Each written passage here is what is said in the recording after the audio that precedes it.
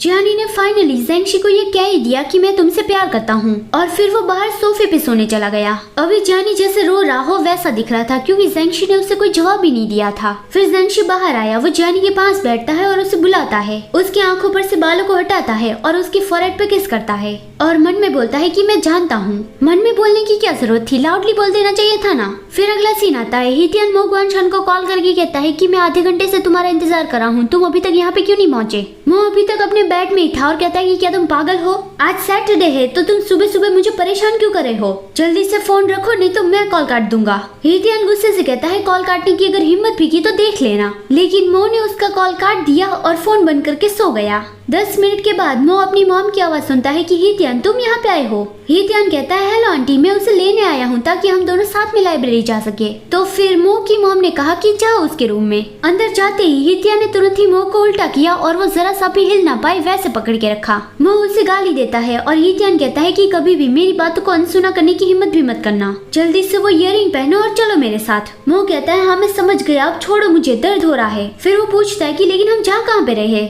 लेकिन हितियन कहता है बस मेरे पीछे पीछे आओ। फिर वो दोनों वहाँ पहुँच गए। हितियन किसी से बात कर रहा था और मो इधर उधर देख रहा था। फिर हितियन के वापस आते मो उसे पूछता है कि ये कौन सी जगह है। हितियन कहता है ये मेरे एक फ्रेंड का फोटोग्राफी स्टूडियो है। मो तो सरप्राइज था कि एक फोटोग्राफी स्टूडियो ऑनर भी उसका फ्रेंड है। हितियन ने उसे ग्लव्स दिए और कहा कि जाओ जाके मदद करो। मो मना कर रहा था कि मैं नहीं करूँगा। हितियन ने कहा कि इडियट वो तुम्हें इसके बदले में पैसे देंगे। तो फिर मो वहाँ पे सामान उठाने चला गया। हितियन मो को इंसान को पैसे कमाने में मदद करा है क्योंकि उसे पैसों की जरूरत है ना। फिर थोड़ी देर बाद हितियन ने मो को पानी दिया। मो पानी पीते हुए पूछता है कि तुम मेरी और इस तरह से क्यों देख रहे हो। हितियन कहता है जब तुम पूरा फोकस लगा के काम करते हो तब तुम एक्चुअली कुछ हो ऐसा दिखते हो। मो कहता है आखिर ये किस तरह की तारीफ है। तुरंत ही शैतान हितियन अपने आर्म से मो का गला पकड़ता है और उसके सर पे जोर जोर से पैट करता हुआ कहता है कि क्या तुम मुझसे तारीफ सुनना चाहते हो, तुम सच में बहुत ही हार्ड वर्किंग छोटे से रेड फ्लफी बॉल हो। घर जाने के बाद मैं तुम्हें स्पेशल डॉगी फूड खिलाऊंगा। मो जोर से चिल्ला के उसे गाली देता है